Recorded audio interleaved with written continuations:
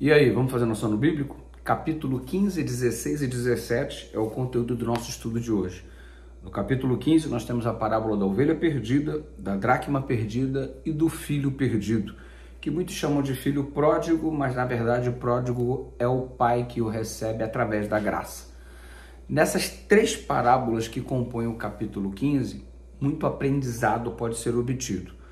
A primeira parábola, a parábola da ovelha perdida, estamos percebendo uma ovelha que se perde movida pela curiosidade. O que isso significa?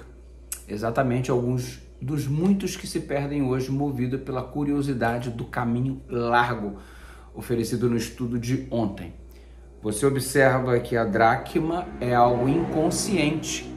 Muitas vezes, inconscientemente, nos encontramos perdidos dentro do ambiente de casa, ou seja, da própria igreja. E o filho perdido é aquele que deliberadamente trata o pai como se este já estivesse morto.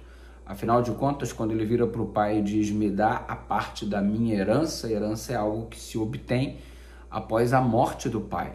Então, para ele, o pai já morreu e ele segue os seus próprios caminhos. E dentro dessa mesma parábola, vemos também o irmão que apresenta um estado espiritual trágico, porque ele não se alegra com o retorno do filho perdido. Ao ver a festa que o pai outorga para receber este filho, esse irmão fica simplesmente chateado, ou seja, representando aqueles que não se alegram com a salvação dos outros. As parábolas que compõem o capítulo 15 trazem-nos muitos ensinamentos, especialmente que a graça está disponível para resgatar aquele que se perde, seja qual for o motivo. Se há alguém que se perdeu movido pela curiosidade de conhecer um lado da vida diferente daquilo que Deus proporciona, a graça de Deus é estendida para trazer essa ovelha de volta. Se há aquele que está perdido dentro da própria casa, dentro da própria igreja, porque não vive a plenitude da vida cristã, da comunhão com Cristo, e às vezes até está um pouco inconsciente da necessidade de se encontrar, embora esteja dentro de casa, a graça também está estendida para esta pessoa. Da mesma forma, o filho que se perde deliberadamente ou o irmão que fica chateado, consequentemente está perdido ao ver a alegria do retorno do irmão e não se regozijar com isso, perdido ele se encontra também. A graça também é estendida para este. Ou seja, o capítulo 15 é a manifestação da graça de Deus, porque o Filho do Homem veio buscar e salvar o que estava perdido. O capítulo 16, nós temos a parábola do rico e do Lázaro, que é muito marcante neste capítulo e também muito conhecida. O que nos espanta é algumas pessoas levar esta parábola de modo literal, porque se for assim, nós acreditamos que o céu e o inferno são tão próximos ao ponto de se estabelecer um diálogo entre aquele que está no céu e aquele que se encontra no inferno.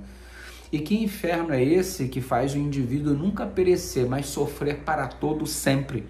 Já imaginou que tipo de céu seria este se você, estando lá, conversasse com um ente querido que próximo a você se encontra, mas no inferno? E você no céu e o indivíduo no inferno. Não fica um pouco incoerente, dado ao amor de Deus, à graça de Deus, ambientes tão antagônicos e ao mesmo tempo tão próximos? Enfim, isso não reflete uma realidade, algo literal, mas trata-se de algo simbólico. O que significa então?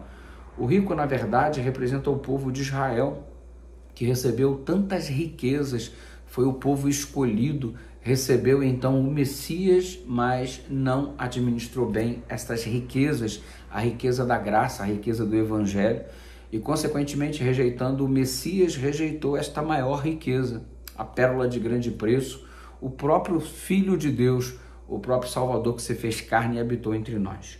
Enfim, há uma necessidade de avaliarmos essa parábola tomando também como ponto de particularidade para a nossa vida, porque nós recebemos essas riquezas e outros que estão menos afortunados do que nós por não ter o conhecimento que de repente você obteve e por aquilo que eles possuem, vivendo a sinceridade que têm, estarão adentrando ao reino dos céus, e de repente você que recebeu tanto conhecimento, tanta riqueza, ficaria de fora, mesmo tendo o privilégio de ter conhecido tanto.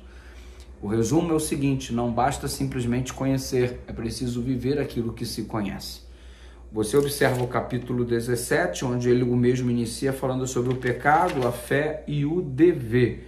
Mas o que me chama muito a atenção, particularmente falando, é o que existe a partir do verso 11 até o verso 17, quando 10 leprosos são curados e apenas um volta para agradecer. Enfim, o Senhor Jesus pergunta: não eram os 10 que haviam recebido a cura? Por que somente um regressa? Porque somente um tem um sentimento chamado gratidão. Enfim, o verdadeiro milagre se completa somente na vida daquele que é grato. O indivíduo ser curado da lepra pelo poder de Deus é fácil, mas ser grato é algo que exemplifica o milagre por completo. Curado por fora e curado por dentro. Os outros foram somente curados por fora. Se fossem curados por dentro, voltariam para agradecer também. E o milagre do Senhor Jesus tem sido pleno em nossa vida? É algo que é externo, mas também é interno? Pensemos nisso. Graça e paz. Amanhã tem mais. Esse é o nosso Superando Bíblico.